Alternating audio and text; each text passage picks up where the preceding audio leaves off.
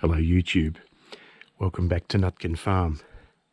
Well, it's spring when the local peacocks start hanging around your place and doing the mating dance. And this is Miss P and this is Mr. P doing his best to impress the ladies.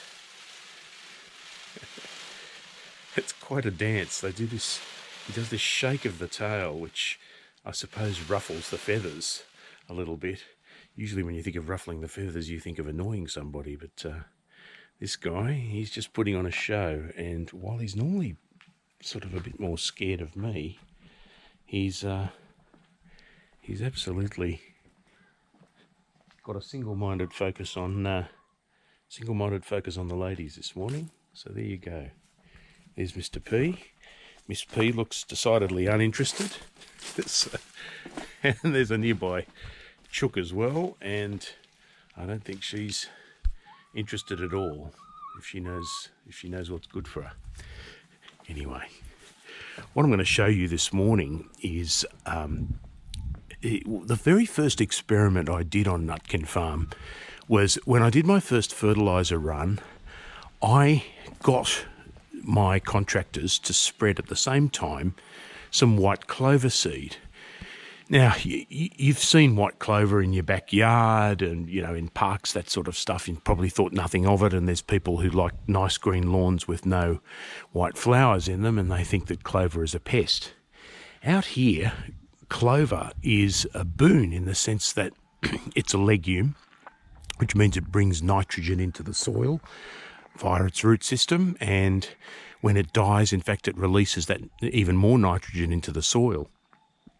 One thing people don't know about clover is that it has a taproot that can go as far as 2.5 meters down into the soil. Great for breaking up soil, but also good for holding it together and making it erosion resistant. And it was in one of the biodynamic manuals that I read when taking over the farm that planting white clover was part of the season. And I don't think the previous farmer really followed it that often, but I looked at it and thought, that's a good idea. Why aren't people sowing more legumes as a ground cover?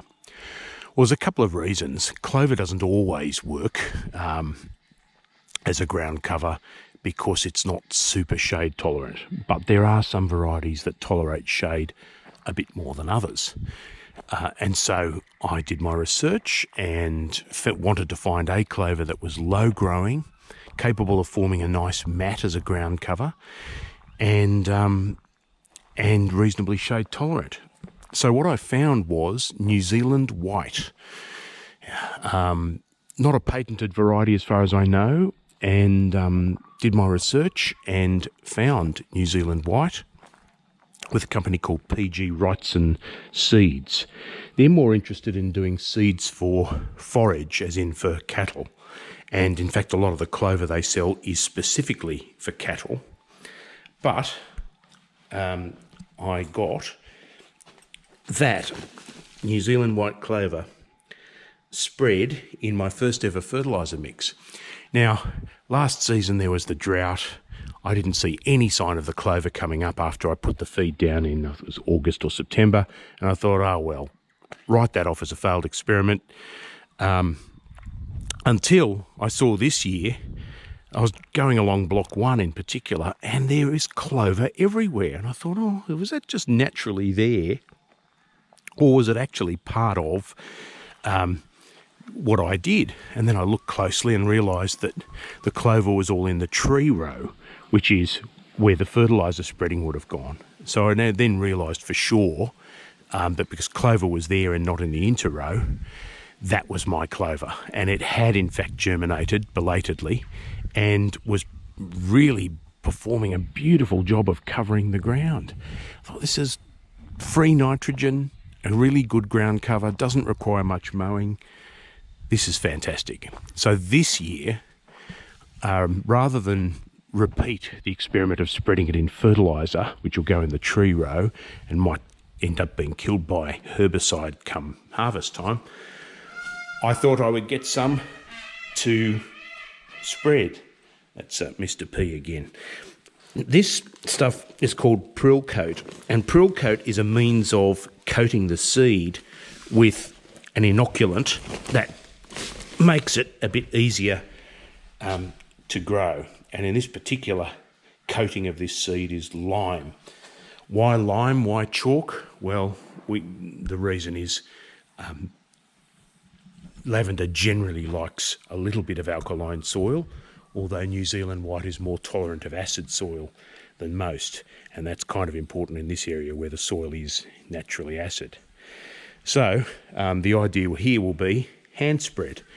I've just done a whole bunch of mowing. There's some bare patches of ground where there's Soteria cattle grass that doesn't really spread by runners. So where it's left a bare patch after mowing, I will be hand throwing some seed around, and with any luck, if the rain does come and it sort of looks a bit like rain, we might get some germination this year and a reasonable ground cover established, which will then compete with the non-spreading grasses. So I'll leave Miss P to say goodbye to you, and hope you have a good day, whatever field of practice you're in. Thanks for watching.